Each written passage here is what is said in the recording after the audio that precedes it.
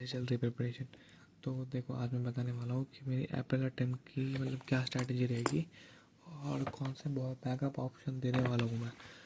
तो आज है 3 तारीख और मतलब आज तो मतलब 5 बजे से ही सारे के सारे यूट्यूबर्स बैठे थे कि आज भाई कैसे भी टाइम वेस्ट कराना है बच्चे का, देखते हैं। पूरा क्लिक बेट करेंगे कि response any time any time any time any time soon. बढ़िया है भाई, मतलब ठीक है।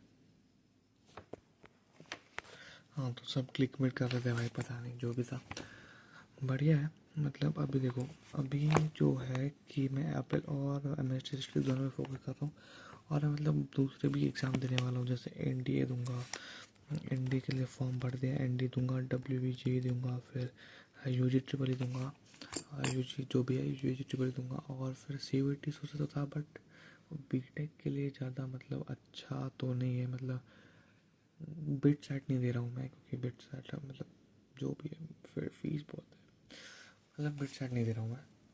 और ये एप्पल अटेम्प्ट और एमएसटी सिटी ये सब दे रहा हूँ। तो एप्पल अटेम्प्ट की मेरी स्ट्रैटेजी क्या है? सबसे पहली बात, मेरा जो गलत से गलत चीज़ें की थी मैंने पहले बताता हूँ। मैंने गलत क्या किया था? मैंने गलत जो किया था कि लाइक मेरी मैंने फिज़िक्स और केमिस्ट्री अच्छे से किया था, बस मैथ्स में यू कंसिडर कि I only did conic section, और मैंने कोनिक सेक्शन वेक्टर 3D कर लिया था, जिसके हिसाब से मैंने पिछले वीडियो में बताया था कि 3 क्वेश्चन किए थे मैंने मैथ्स में अच्छे से, और फिर 17 पता नहीं क्या क्या था, तुक्के मारे थे। ठीक है, तो मतलब मेरे को अभी ऐसा है कि एप्पल अटेम्प्ट में एक रिस्पेक्टेबल टोटल तो पहुंचना है, ताकि एनआईटी एक अच्छी टॉप एनआईटी मिल जाए विद अ गुड ब्रांच। ठीक है, तो सबसे पहले तो मेरे को मतलब मैं फिज़िक्स और केमिस्ट्री का पूरा पूरा फुल सिलेबस टारगेट कर रहा हूँ। और मैथ्स के लिए मतलब मैं तो बस वही करने वाला था कि मतलब मेन जो चैप्टर्स होते हैं जैसे वेक्टर 3D, एक सेकंड दिखा देता हूँ, एक सेकंड। ये है, तो जैसे वेक्टर वेक्टर 3D होता है, स्ट्रेट लाइन होता है, कोनिक सेक्शन होता है, वही सब करने वाला था मैं।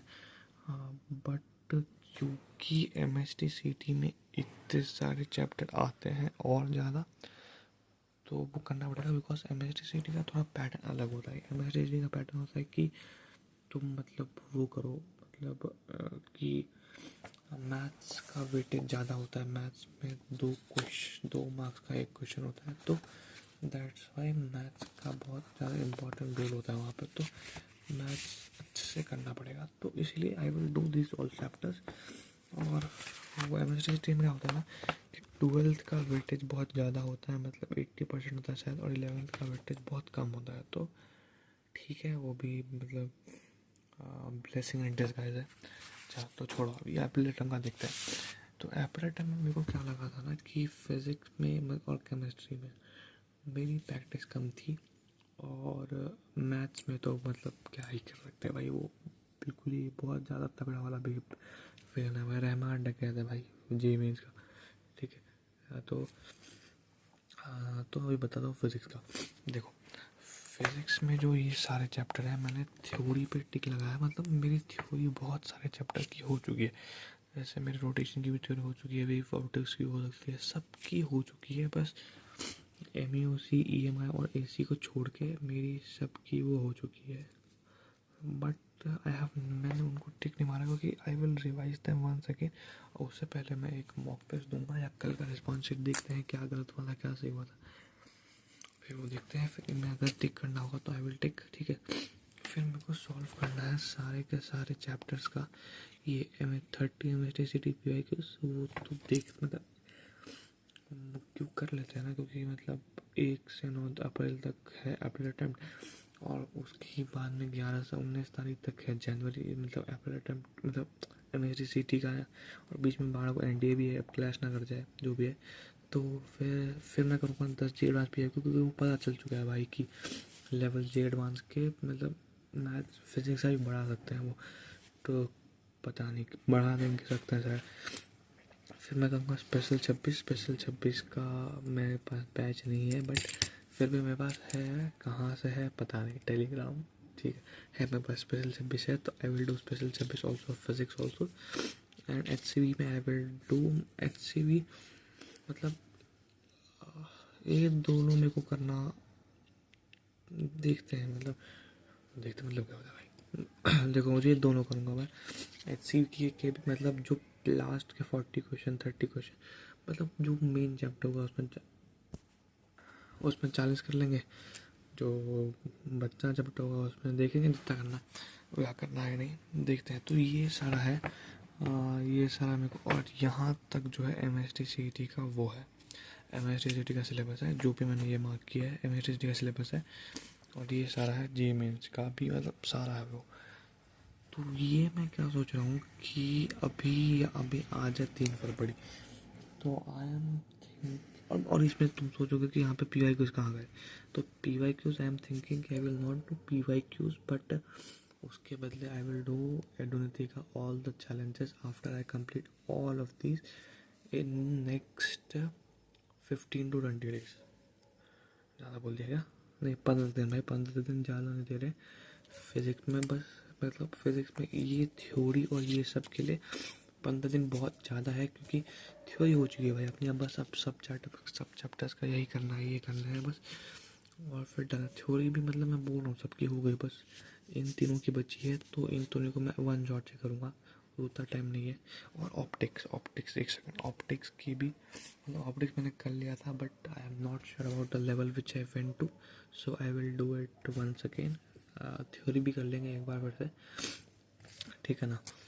तो फिर ये मैं एक्सपेक्ट कर रहा हूँ कि I will complete physics bye like 15 और 17 ऑफ फरवरी। और एक और गलती भाई जो मैंने की थी कि आई गेव 15-20 मतलब जितने भी QFTs हुए थे सब दिए थे मैंने, लास्ट के 2 छोड़ के, तो सारे QFT दिए थे, बट उन मतलब पैटर्न चेंज हो गया था, मतलब थोड़ा सा, मतलब पैटर्न चेंज नहीं हुआ होता तो अभी ये वीडियो भी नहीं बन रही होती, ठीक है। जो भी है, तो मतलब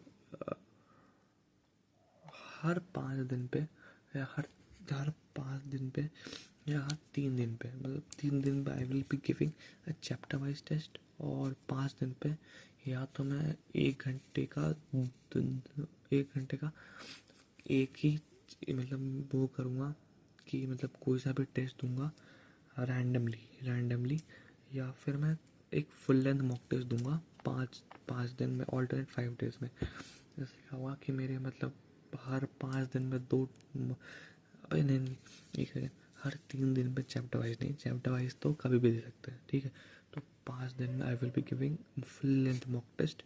तो इससे क्या हुआ कि मेरे मतलब तुम बोल सकते हो कि 45 डेज़ में 15 मॉक टेस्ट दे चुका हूँ मैं। और मतलब मैथों का है मेरे पास, तो मैथों को मैं वो भी है कि रीऑर्डर्ड PYQs, जो कि मतलब मेरे को अच्छे लगते हैं, मतलब देखा है मैंने अच्छे हैं, तो वो भी मैं करूँगा। तो मतलब वो हो जाएंगे मेरे 15 मतलब 45 डेज़ में हो जाएंगे वो सारे। और फिर I will be doing last के 15 दिनों में I will be giving mock test every single day, ठीक है। और फिर एनालाइज करेंगे वो पूरे के पूरे 30 मॉक टेस्ट को, और चैप्टर वाइज तो देते रहेंगे, तो फिज़िक्स में आई एम टारगेटिंग, टारगेट नहीं बता रहा हूँ, मॉक टेस्ट देंगे फिर देखते हैं कितने आते हैं, तो मतलब टारगेट नहीं बता रहे हैं। और फिर मतलब ये सब करेंगे। अभी आई कम इन टू केमिस्ट्री, इसको बंद करो भैया। केमिस्ट्री का बताता हूँ मैं, केमिस्ट्री का जो है ये सारा लिखा हुआ है भाई यार, कैमरा ना आया बच्चा, पता नहीं बना है, ठीक है। जो भी है देखो, तो ये जो है मेरा ये सब है सारा, यहाँ तक है MST CET का सिलेबस। तो अभी देखो मैं तुमको लगा हुआ भैया JEE में दे दिया और थ्योरी कंप्लीट ना है, थ्योरी कंप्लीट है भाई, बट कंसिडरिंग कि JEE में का जैसा पेपर आया था और तो वो मैं देख रहा हूँ, तो मतलब I will not be doing every theory, but I will revise it, मतलब ये बहुत मतलब 1-2 बार रिवाइज करूँगा तभी मैं थ्योरी पे टिक करना चाहता हूँ, क्योंकि अभी ना कर रहा भाई मैं टिक इस पर, क्योंकि केमिस्ट्री जो आई है बहुत अच्छी आई है, उसी की वजह से सभी फंसा है, मैं भी उसी में से फंसा हूँ। क्योंकि फिज़िक्स तो अच्छी गई भाई हमारी रियल में भी, और भगवान से जो प्रार्थना की थी कि मैग्नेटिज्म EMI इसी से ज़्यादा क्वेश्चन ना आए, तो शायद एक ही क्वेश्चन आया था जो भी EMI का आया था न्यूमेरिकल्स में, या पता नहीं किसका आया था, इन तीनों में से किसका तो आया था एक न्यूमेरिकल में, ठीक है जो भी। तो इस पर मैं क्या करने वाला हूँ कि थ्योरी मतलब थ्योरी हो चुकी है मेरी, I am not going to do one shot of everything, but organic नहीं हुई है मेरी, तो ऑर्गेनिक में वन शॉट करेंगे, बट थ्योरी हो चुकी है मेरी। तो अभी देखो MST CTP में कर लेंगे, जो कि मतलब हेल्पफुल ही होंगे, और फिजिकल में हेल्पफुल नहीं होंगे, बट इनऑर्गेनिक में तो हेल्पफुल ही होंगे, और मतलब हेल्पफुल तो होंगे यार, तुम क्वेश्चन सॉल्व करो हेल्पफुल तो होते ही हैं, ठीक है। फिर I will be doing special 26 और 20 क्योंकि उसकी क्वालिटी बहुत अच्छी है, बहुत अच्छी है। I don't know about the batch, but quality of the question is good, pretty good, ठीक है। और फिर मेरे पास एलन के मॉड्यूल्स भी है, जिनका मैं मतलब उनमें मतलब टॉप PY कुछ दिए होते हैं, जैसे तुम हर चैप्टर के टॉप PY कुछ दे दिए होते हैं, सेलेक्टेड PY कुछ दिए होते हैं, जो कि मतलब जो उस साल के मतलब जैसे एडोनिथी सर जो है मतलब एलन में दिए होते हैं, और उनकी उसकी एक O2 एक्सरसाइज होती है जो कि मतलब बिल्कुल ही वैसी होती है जैसा आया था पेपर, वैसा ही होता है, बिल्कुल बिल्कुल ही कॉन्सेप्चुअल बेस्ड होते हैं उसमें question. I will be doing all this, and I am not expecting to do all this in very less amount of time, ठीक है, टाइम लगेगा इसमें। तो मैं एक्सपेक्ट क्या कर रहा हूँ कि मैं 15 तारीख तक आई विल बी डूइंग फिज़िक्स, और फिर नेक्स्ट 15 से 20 दिन में I will wrap this chemistry also, I will wrap up chemistry, क्योंकि मतलब हो जाएगा ना, चीज़ें हो जाएंगी, क्योंकि कितने चैप्टर इसमें आई कंसिडर कि मेरे मतलब हो जाएगा, क्योंकि 15-20 दिन में आई एम कंसिडरिंग कि हो ही जाना चाहिए मेरा केमिस्ट्री का भी पार्ट, ठीक है, बढ़िया है। एडवेंचर सर का भैया, ठीक है, बढ़िया है। तो मतलब मैं क्या कंसिडर करके चल रहा हूँ कि मेरे 15 दिन में मेरा फिजिक्स हो जाएगा, और 20 दिन में आई एम कंसिडरिंग केमिस्ट्री हो जाएगा, तो 35 डेज वी हैव ओवर, मतलब 60 दिन तो है, अभी 60 दिन तो है असली पेपर में, तो 1 अप्रैल को लेके चले तो मतलब 60 दिन जितना है, तो मैं कंसिडर करता हूँ कि 35 डेज में मेरा फिजिक्स केमिस्ट्री हो जाएगा। फिर मैं I will only be revising, और या फिर मैं टेस्ट दे रहूँगा, और क्योंकि अगर फिजिक्स केमिस्ट्री हो गया तो तुम खुला टेस्ट मतलब बहुत अच्छे से टेस्ट दे सकते हो, you are attempting like 60% of 66% syllabus तुम अटेम्प्ट कर पा रहे हो।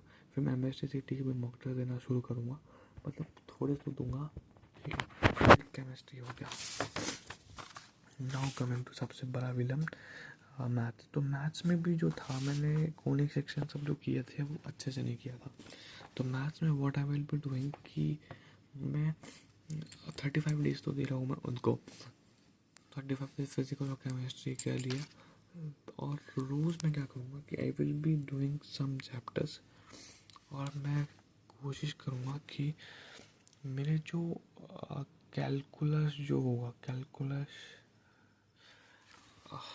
देखो ये सब जो लिखे हैं सारे के सारे ऊपर के जो लिखे हैं वो मेन है फॉर जे मेंस, और ये सारा MST का PI मतलब वो भी सिलेबस भी है, तो I will be doing this whole for JEE mains एपरेटम, और फिर मतलब और मतलब डी डिटर्मिनेंट क्वाड्रेटिक सीक्वेंस तो आता ही है, बाइनोमियल थ्योरम भी आता ही है, और PNC नहीं आता है, स्टैटिक चीज़ भी आता है, ये मतलब छोटे छोटे चैप्टर्स है जो मैं कर सकता हूँ बहुत आराम से, मतलब 5 दिन में हो जाएंगे या 3-4 दिन में हो जाएंगे।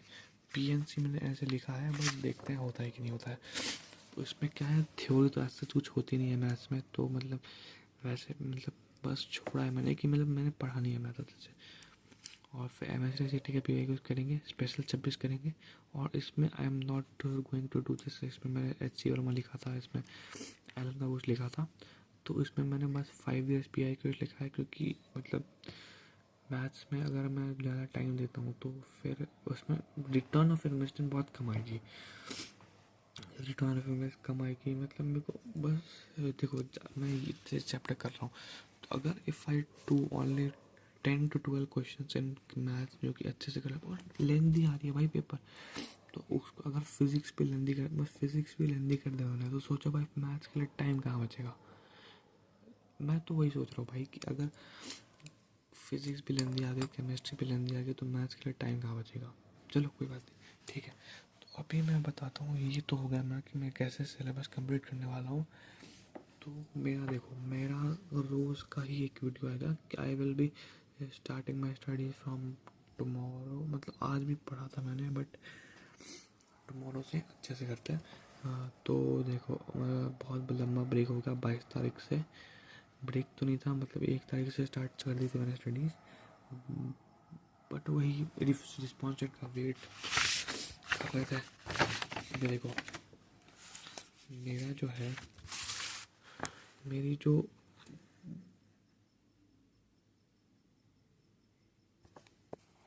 हाँ, तो भैया मैं बता रहा था कि मतलब जो भी है, मैं एक सेकंड, कहाँ गया पेन, कहाँ गया, अरे पेन गायब हो गया यार, एक सेकंड। हाँ, तो मैं बता रहा था कि मेरी जो गलतियाँ थी, जो मैंने गलतियाँ की, तो मेरी सबसे पहली मतलब कमी है कि आई एम नॉट कंसिस्टेंट एनफ। मतलब कंसिस्टेंट हूँ भाई मैं, नॉट मतलब कंसिस्टेंट हूँ, बट मेरा जो ग्राफ होता है वो कभी ऐसा होता है यार, कभी बिल्कुल ऊपर होता है, कभी बीच में होता है, बिल्कुल ऊपर होता है, इधर आ जाता है, इधर जाता है, इधर जाता है, इधर जाता है, मतलब कभी फ्लैट नहीं होता है, बट मतलब ठीक है। तो ठीक है, इसको ऐसे नहीं करना है, ऐसे ऐसे ऐसे ऐसे ऐसे ऐसे ऐसे ऐसे ऐसे करना है। ट्याऊं, फ्लैट कर दो इसको। अब एग्ज़ाम के बाद ये ज़ीरो, ठीक है। मतलब ऐसे ऐसे कम नहीं होना चाहिए, ये सीधा ऐसे नीचे जाना चाहिए, मतलब ठीक है। देखो ऐसा, ऐसा फ्लैट हो गया, और ऐसा ऐसा ऐसा होगा। मतलब आई am not studying for the last like 5 days ना, ऐसा नहीं करना है। यहाँ से गायब भी कर दो ग्राफ, यहाँ से ऐसा कर दो, ठीक है। तो यहाँ से गायब कर दिया ग्राफ, ये ग्राफ का पार्ट है, ये ग्राफ का पार्ट नहीं है।